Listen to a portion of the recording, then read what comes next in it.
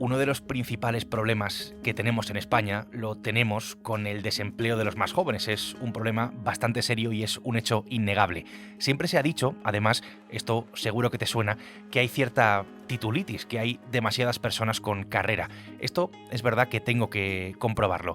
En todo caso, lo que vemos es que en los últimos años, en los últimos tiempos, a los universitarios pues les va un poco mejor. ¿Por qué? Te puedes estar preguntando en este momento. Pues hay un hecho diferencial que lo demuestra. Ese hecho es el máster. Soy Javier Atard y hoy es miércoles, es 15 de mayo. El Mundo al Día, un podcast del Mundo.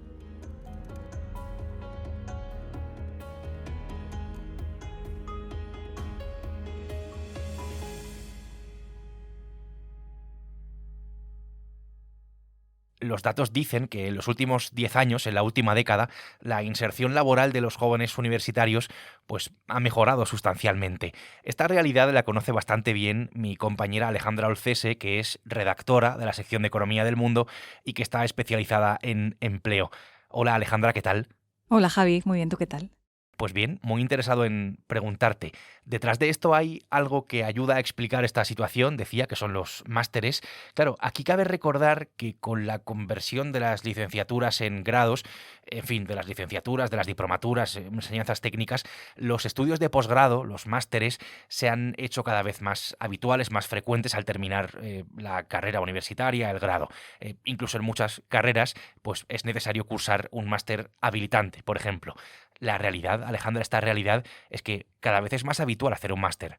Sí, exacto. Lo que vemos es que mientras que en el año 2013 teníamos un 22% de universitarios que habían cursado un máster al acabar la carrera, pues ahora este porcentaje ha pasado a ser del 42%, o sea que prácticamente se ha duplicado, y es curioso ver que esto se ha producido de manera pareja a una mejora en la inserción laboral de los universitarios, con lo cual les ha beneficiado.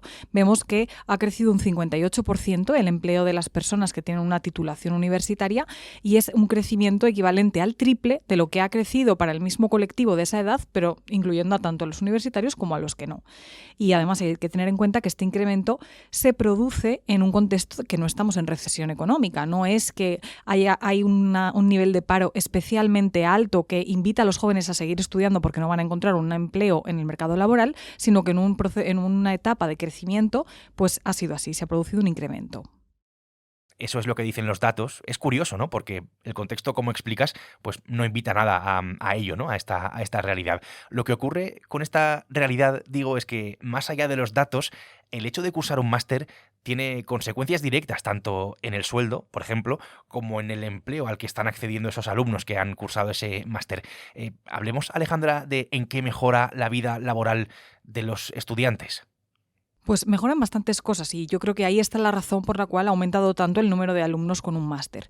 Los datos que tenemos más recientes, que están extraídos del INE y han sido recopilados por la Fundación BBVA y el IBI en un informe que se ha publicado esta semana, lo que demuestran es que no es que tener un máster facilite el acceder a un puesto en el mercado laboral o a tener un empleo a tiempo completo o indefinido. Ahí no vemos diferencias sustanciales con respecto a los graduados que no tienen un máster, pero sí que mejora bastante la capacidad que tienen de encontrar un empleo que sea acorde a su formación. Una cosa bastante importante porque hay un porcentaje elevado de personas en España que tienen que trabajar en puestos que requieren una cualificación inferior a la que ellos tienen. En este caso, para las personas que tienen un máster, pues alrededor del 77% tiene un trabajo adecuado a su puesto pasados 4 años desde que ha terminado su formación, mientras que en el caso de los graduados ese porcentaje baja al 62%.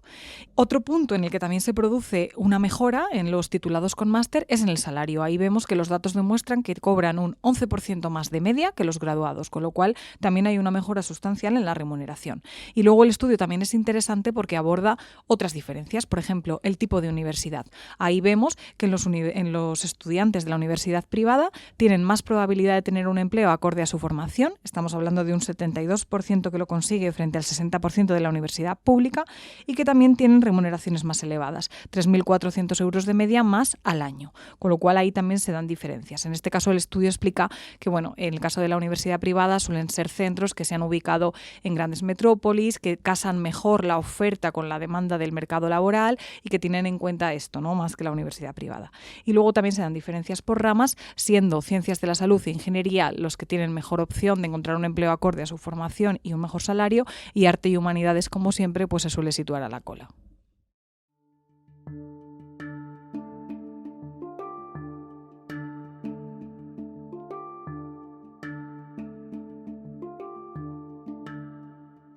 Por poner algún dato más encima de la mesa, cada año en España hay unos 200.000 universitarios que terminan su grado. Somos uno de los países con más jóvenes, con estudios superiores. Casi la mitad de las personas que tienen entre 25 y 34 años, a lo mejor te encuentras entre ellas, tiene un título superior. Y ahora, pues cada vez más, como estamos viendo, como estamos contando, tiene un máster. Esto me trae a esa cuestión que puede resultar un tanto paradójica, que decía al principio, de la titulitis, ¿no? Y del exceso de titulados.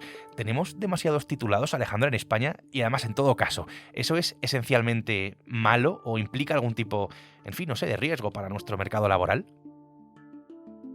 Esta es una crítica que siempre ha recibido España, ¿no? Cuando se mira la estructura demográfica por niveles de formación, pues a España siempre se le afea que tiene un porcentaje más elevado que la media de la Unión Europea de trabajadores con una baja formación, es decir, educación básica, que no llegan ni a tener una segunda etapa de la educación secundaria obligatoria. Ahí superamos a la Unión Europea, pero también la superamos en número de personas con una titulación superior.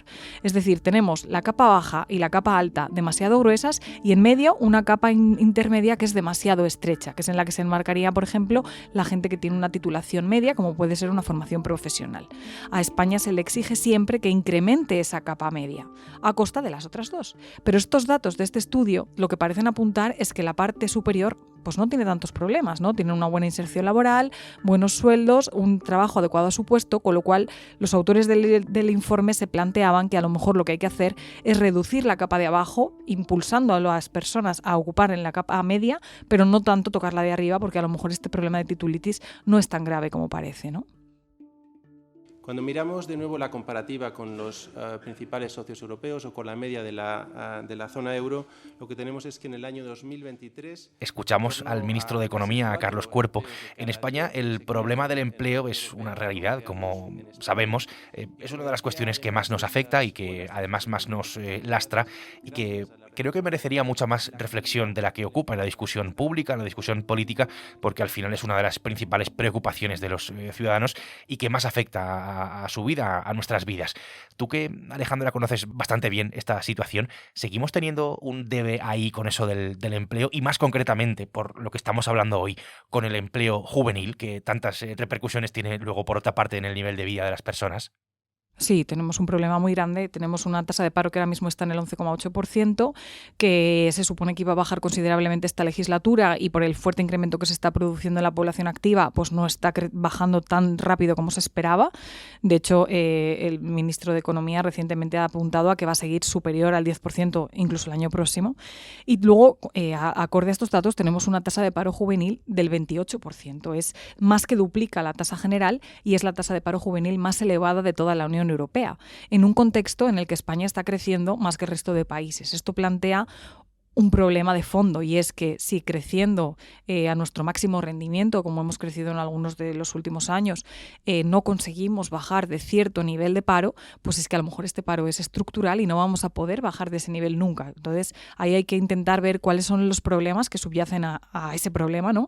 Y ahí encontramos problemas en el sistema educativo, los niveles de formación, el abandono escolar, un problema de desajuste que hay entre lo que demandan las empresas y lo que sale de las universidades o de la formación profesional, políticas de empleo que no están funcionando, bueno, una serie de problemas que habría que intentar solucionar para mejorar la situación del desempleo.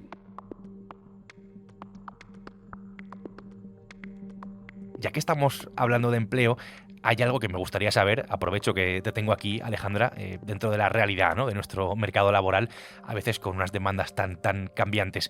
Me genera bastante curiosidad, decía, por conocer, ¿no?, un poco mejor en qué nos estamos moviendo, cuáles son los empleos, los trabajos, los perfiles, incluso me atrevería a decir, más demandados, y también, que esto siempre es interesante e importante, cuáles son los trabajos mejor pagados, donde más se cobra ahora mismo.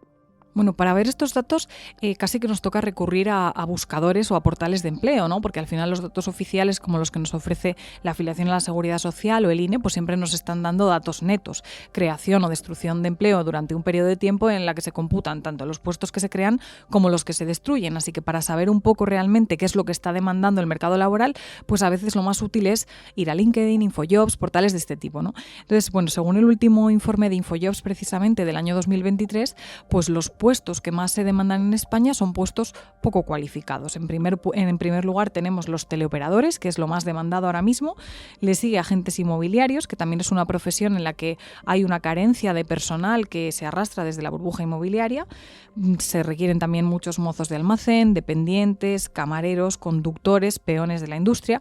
En general, lo que más vemos son puestos poco cualificados. También podemos dejar en el aire la reflexión de que quizá para puestos más cualificados pues no se suele recurrir a este tipo de portal, sino que a lo mejor pues se selecciona directamente al profesional por referencias, bueno, otro tipo de procedimiento.